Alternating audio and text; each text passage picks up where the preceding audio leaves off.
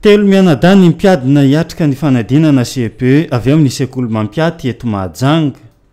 Misy amin'izy ireo no manana olana eo amin'ny fianona na ny marenina. Misy koa ny manana olana amin'ny fitenenana na ireo mona. 5, 40 ary 70 taona izy telo mianadahy ireo. Amin'ny EPP fiofio no foibem-panadinana misy azy ireo amin'ity fanadinana CEPE ity. Ahoana ary ny fanomanana azy ireo hiatrika izany fanadinana izany. Mitondra ny fanazavana ny télé ny sekoly Mampiaty eto Mahajanga. Ny fanomanana moa zany dia toy ny rehetrarehetra ihany fananomboka tamin'ny fidirana tamin'ny taom-pianarana ny fanomanana zao CEPE 9 zao. Ary hita fa manana fahavononana zany ny mpianatra amin'izao fotoana izao. 4 dia 5 dia 20 taona.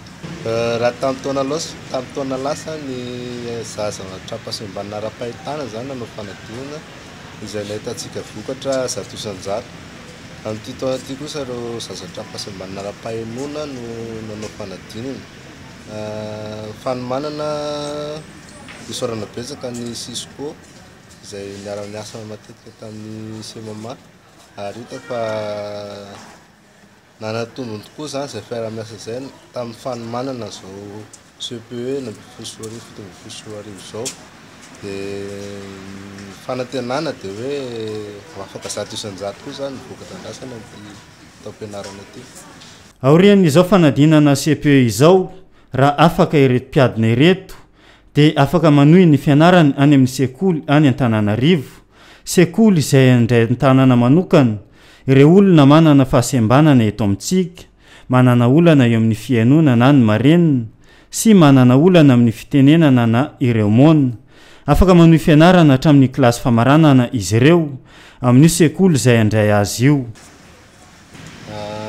Ny aorian'izao fanadinana izao raha Andriamanitra ka afaka soa tsara mpianatra ireo dia afaka manohy ny fianarana any amin'ny sekoly ny marenina Antananarivo, akany marenina. Any misy sekoly ho an'ny marenina manomboka 6e ka hatramin'ny terminal. Any hoe any izany maka baka, maka BPC ihany koa. Dia any izy manohy.